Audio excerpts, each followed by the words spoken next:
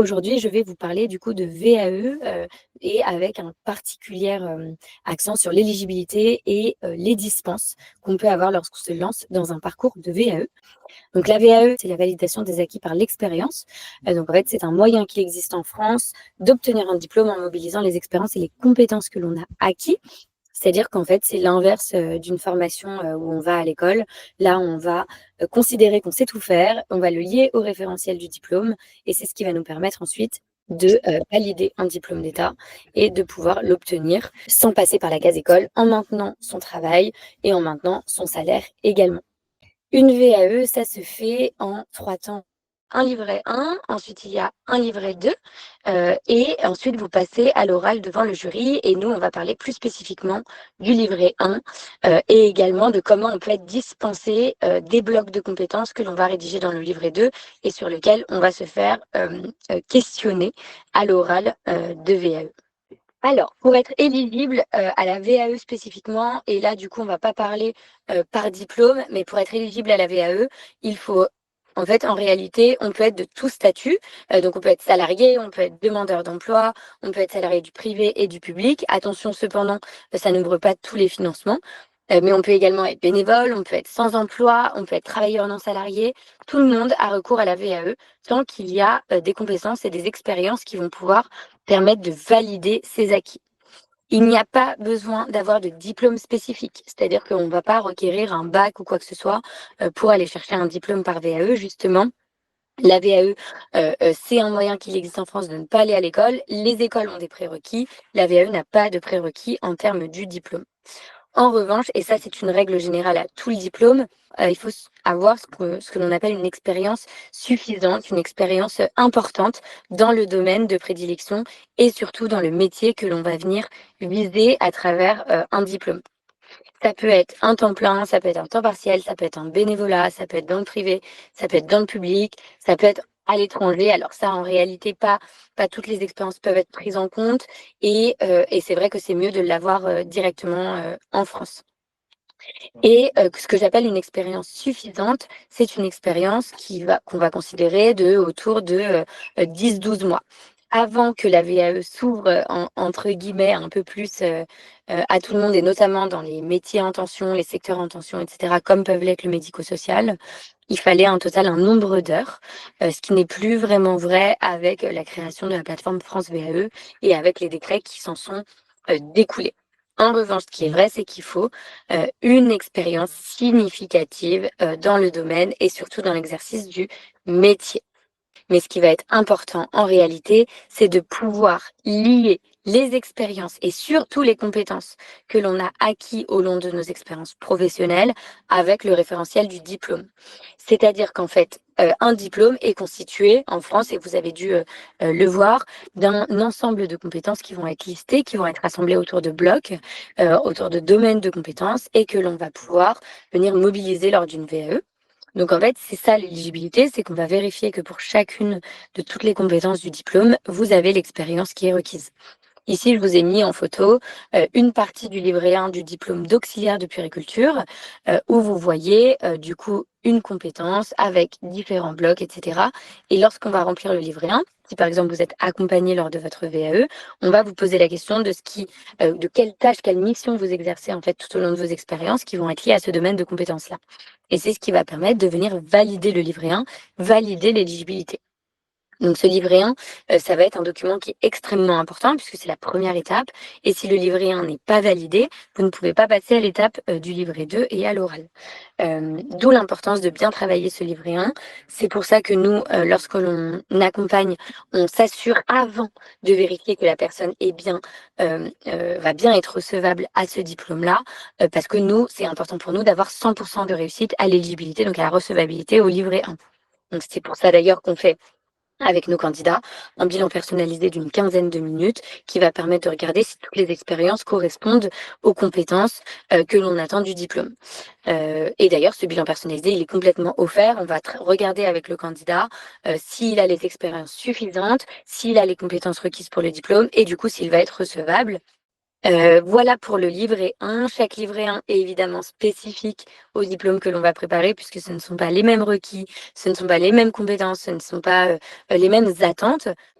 Ici, vous voyez, le livret 1. Certaines d'entre vous qui l'ont déjà validé hors France VAE ne reconnaissent pas le document. C'est à peu près la même chose, sauf que là, quand, vous avez un accompagnateur, vous le faites à travers France VAE et du coup, ça vous permet d'avoir, une simplification du livret 1. Et donc tout commence par, directement les informations, du candidat, puis les expériences, un peu les descriptions et ensuite on rentre dans le détail, par compétences, quelles sont les missions qui ont été réalisées qui permettent de valider ce bloc. Et c'est ça que le certificateur va recevoir et va pouvoir analyser de manière à dire: «Cette personne est recevable à ce diplôme» et cetera et cetera. Les différents diplômes, je vais me focaliser sur cet atelier, les diplômes petite enfance, donc je vous disais les 3, le CAP AEPE, le diplôme d'auxiliaire de puériculture et le diplôme d'éducateur de jeunes enfants. Je vous ai mis des petits paragraphes pour vous décrire très rapidement le métier. Évidemment que ce paragraphe ne permet pas de savoir si vous êtes éligible. L'idée, c'est vraiment de creuser les missions que vous faites au sein de votre métier pour savoir si ça correspond. Une fois qu'on a choisi en fait le diplôme, on va pouvoir, regarder les dispenses, potentielles. Il y a 3 types, de dispenses. Il y a une dispense qui peut provenir d'un diplôme que vous avez acquis, au long de votre carrière universitaire ou professionnelle. Il y a des dispenses qui peuvent provenir d'un bloc validé par l'école, donc voilà, en formation continue. Si vous êtes allé en école d'auxiliaire de puériculture et que vous n'avez pas obtenu le diplôme dans son intégralité, potentiellement vous avez validé des activités ou des blocs. Et on peut avoir des dispenses également, d'un bloc validé par VAE.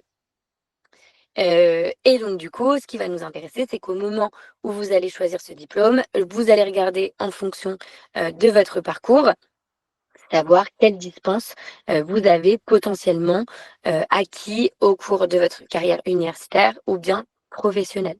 Et c'est là où ça va être intéressant, où je vais rentrer du coup par diplôme, avoir une liste de savoir quelles sont les dispenses. Lorsque l'on prépare un CAP petite enfance, le CAP, il faut savoir qu'il est divisé en 2 grandes catégories, les blocs spécifiques, les EP spécifiques et les EP générales.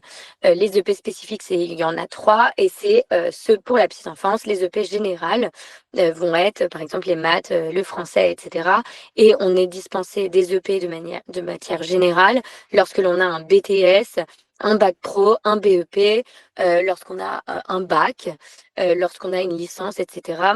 C'est ce niveau, d'examen qui permet d'être, dispensé des matières générales. Pour ce qui vont être des matières spécifiques, je vous dresse la liste ici, des dispenses sur le CAP AEPE. Évidemment que si vous avez obtenu des blocs en passant le CAP en candidat libre ou par votre métier d'assistante maternelle, vous le voyez d'ailleurs dans la colonne de droite si je ne me trompe pas, les modules EP1 et EP3, du coup vous serez dispensé. Pour être dispensé, et ça c'est très important, il faut pouvoir le prouver. C'est pas juste de dire j'ai un bac, je suis donc dispensé. Non. Lorsque vous allez envoyer votre livret 1 et que vous allez mettre que vous êtes dispensé ou que votre accompagnatrice, va mettre que vous êtes, dispensé, il faut apporter la preuve de cette dispense, une preuve soit d'un relevé de notes, des EP qui ont été acquis, soit directement du diplôme, du bac et cetera, que vous avez obtenu une copie, un duplicata suffit pour justifier de cette dispense et du coup de ne pas, avoir à, le faire apparaître ni dans le livret 2 ni dans l'oral, sachant que, je préfère vous dire, normalement les jurys sont tenus de vous questionner uniquement sur les blocs à valider. Pour autant, certains jurys décident de questionner sur l'intégralité des blocs. Entre-temps, je vous affiche du coup, là vous allez me dire, mais pourquoi il y a le diplôme d'auxiliaire de puère et le diplôme d'éducateur de jeunes enfants sur la même page? Puisqu'en réalité, vous avez le même site qui récapitule ces dispenses-là. C'est là où je vais pouvoir vous faire une simulation. C'est un site qui est délivré du coup par l'ASP. Vous voyez, on est sur le site de l'ASP qui s'appelle Dispense et allègement. Je vous explique juste après la différence entre une dispense et un allègement. Sachez juste que dans la VAE, seules les dispenses nous intéressent. L'éligibilité au financement, et ça c'est souvent une grande question parce que ça fait partie de l'éligibilité et de l'accompagnement. Pourquoi? Parce qu'une VAE en soi est gratuite. Vous n'avez pas à payer pour faire une VAE, à part les frais de déplacement pour l'oral et à part pour le CAP-AEPE des frais de jury. Mais par contre, l'accompagnement, évidemment, n'est pas gratuit. En tout cas, moi j'aime pas dire qu'il est gratuit, mais il est financé. il est entièrement financé par différents modes de financement, mais pas tout le monde n'est éligible à tous les modes de financement pour l'accompagnement. Lorsque vous allez être salarié du privé ou demandeur d'emploi, vous avez quatre grands types de financement. Vous avez le CPF, évidemment, le financement Pôle emploi qui est un peu plus rare, le financement perso que je n'aime pas du tout mettre en avant et le financement employeur qui est assez rare également. Et lorsque l'on est du public, on peut se faire financer par son employeur ou en financement personnel également. Je reviens au financement et on me pose souvent la question de l'éligibilité au CPF. Comment je peux être sûre que j'ai du CPF? Comment je peux vérifier que je peux le mobiliser? Et ben, le CPF, vous pouvez le mobiliser lorsque avez travaillé dans le privé ou que vous êtes passé dans le privé, que vous avez des droits suffisants pour financer un accompagnement, que vous avez la connexion France Connect Plus, c'est-à-dire l'identité numérique ou France Identité. Pour ça, il vous faut une pièce d'identité en cours de validité, que ce soit un titre de séjour, une carte d'identité ou bien un passeport. Et il faut évidemment avoir du matériel informatique. Et pour vous connecter en fait directement au site du CPF, c'est via le site du gouvernement qui s'appelle moncompteformation.gouv.fr où vous avez directement accès à vos droits